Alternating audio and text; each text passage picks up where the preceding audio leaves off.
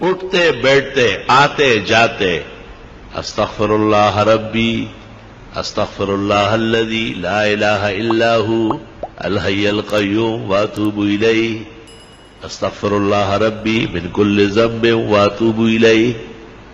یہ پڑھا کرو جتنے استغفار آپ کو یاد ہے، بہت زیادہ پڑھو، کم پڑھنے سے نہیں کام چلے گا، کیونکہ دنیا کی تمام تکلیفیں، رنج اور غم، صدمہ اور مصیبت، فتنہ اور پریشانی سورۃ انفال میں ہے، استغفار سے ختم ہو جائے. استغفار ہمیں کرنا چاہیے. پیرانی پیر شیخ عبد القادر جیلانی نے ایک موقع پر لکھا ہے کہ جن کو استغفار کا پتہ ہے اور پھر وہ پریشان ہوتا ہے، فرمایا بہت بڑا کذاب اور جھوٹا ہے. یہ تو خدا کا فیصلہ ہے کہ آپ استغفار کریں، میں پریشانیاں دور کروں. اب یہ کہ ہمیں محبت چاہیے، آرام چاہیے، عزت چاہیے، حلال دولت چاہیے، وقار چاہیے، حفاظت چاہیے، خدا تیری نصرت چاہیے، بندوں کے ہر شر فساد سے بچت چاہیے. اس کا ذکر اللہ نے سورۃ نوح میں کیا ہے 29ویں پارے میں کہ یہ بھی استغفار سے ہو. لے سارا کام استغفار سے ہوگا. علماء نے اس طرح ایک مثال دی کہ اگر فرید گنج شکر، ان کے شیخ قطب الدین بختیار کاکی،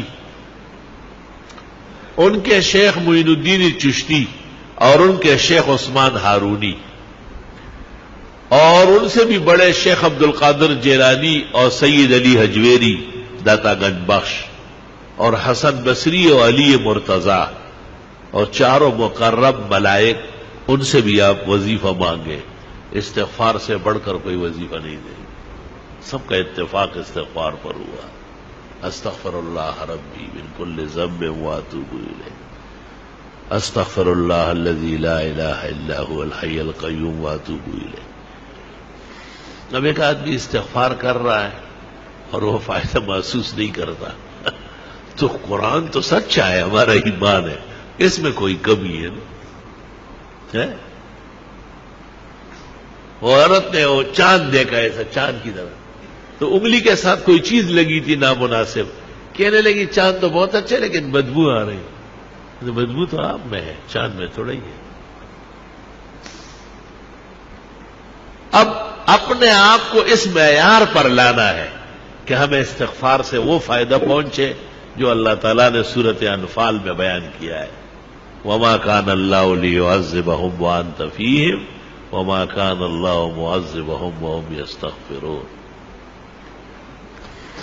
ایک ایسی نیکی اور ایسا عمل جو نبی کے برابر ہو یا نبی جیسی رحمتیں مل جائے، قرآن کی اس آیت میں ہے جو میں نے پڑھی کہ وہ استغفار کا عمل.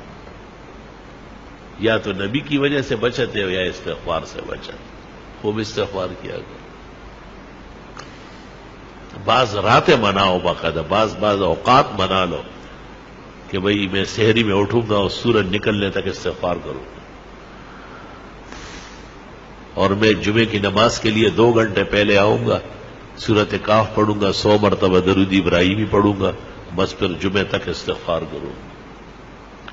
جمعے میں اتنا ٹائم نہیں ہے، چلو عصر سے مغرب صحیح ہے، مغرب سے عشاء تک کچھ تو ادھر کنڈے زویا سوخو بویا، کچھ تو کرے آپ، اپنے آپ کو ذرا قیمتی بنائے. جتنی خوشیاں چاہیے، جتنے آرام اور راحت چاہیے، جتنی عزت چاہیے، اللہ تعالیٰ سورۃ نوح میں فرماتے ہیں فَقُلْتُ اسْتَغْفِرُوا رَبَّكُمْ، استغفار کرو وہ مل جائے گا، سب عطا ہو جائے گا. ہمیں بھی دعاؤں میں یاد رکھو، دینی مدرسوں کو بھی، طلباء کو بھی، اور یہ موجودہ پریشانیوں کو بھی، اور استغفار کی کثرت کرو.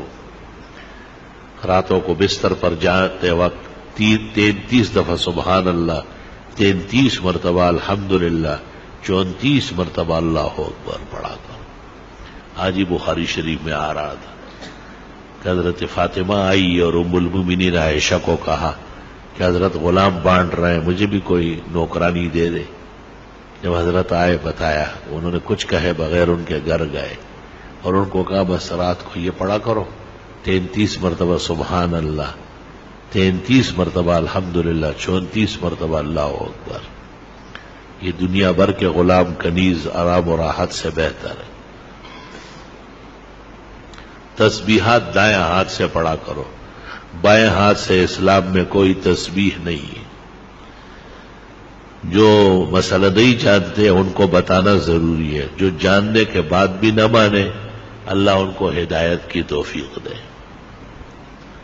آپ کا کام اور ہمارا کام خیر آگے بڑھانا ہے، خیر منوانا ہماری ذمہ داری نہیں ہے. اللہ نے نبی کو کہا ہے انما علیک البلاغ وعلینا الحساب، آپ پہنچائیں، حساب میں خود کروں. تسبیحات جس طرح نمازوں کے بعد ہے اس سے زیادہ ضروری رات کو سوتے وقت ہے. بہتر ہے کہ باوضو ہو، بہتر ہے کہ پاک کپڑے پاک جسم ہو، بہتر ہے کہ بستر بھی صاف ستھرا پاک ہو، سفید پاک چادر بچھاؤ اس پر. بستر پر آنے کے بعد اگر کوئی حرج نہیں ہے، گرانی نہیں ہے، تو سورت الف لام میم سجدہ ایک بار اور سورت ملک ایک بار ہر رات کو پڑھنا سنت طریقہ ہے. قیامت کے دن شفاعت آسانی سے نصیب ہو جائے گی. قیامت کے دن کی تپش نہیں دیکھے گا، محسوس بھی نہیں کرے گا. لوگوں سے پوچھے گا کہ وہ قیامت کہاں ہے، وہ تکلیف کدھر ہے. فرشتے کہیں گے چل چل الف لام میم سجدہ اور سورہ ملک جو پڑھتے ہیں ان کو نہ قبر میں عذاب ہوتا ہے نہ میدان حشر میں ہوتا ہے. یا رب تیری کتنی عنایات و احسانات. اورنگزیب عالمگیر نے جو قرآن شریف لکھا ہے تو الف لام میم سجدہ اس پر بھی لکھ دیا 21 پارے میں کہ رات کو سوتے وقت الف لام میم سجدہ اور ملک پڑھا کرو. پھر 29 پارے میں جب سورت ملک آئی پھر لکھنے لگا تو کاتبان جو بیٹھے تھے انہوں نے کہا حضرت یہ لکھ چکے ہیں وہاں. آرام سے رہو. وہ الف لام میم سجدے پر لکھا، یہ سورت ملک پر لکھا. اور حدیث شریف لکھنے کے بعد لکھ فرمایا بس اورنگزیب کا یہی مقصد تھا کہ یہ لکھا ہوا قیامت تک رہ جائے، شاید کوئی عمل کر کے اور مجھے بھی قبر کے عذاب سے اور جہنم کے تپش سے اور قیامت کی پریشانی سے اللہ تعالیٰ نے نجات نصیب فرمائے. الحمدللہ رب العالمین.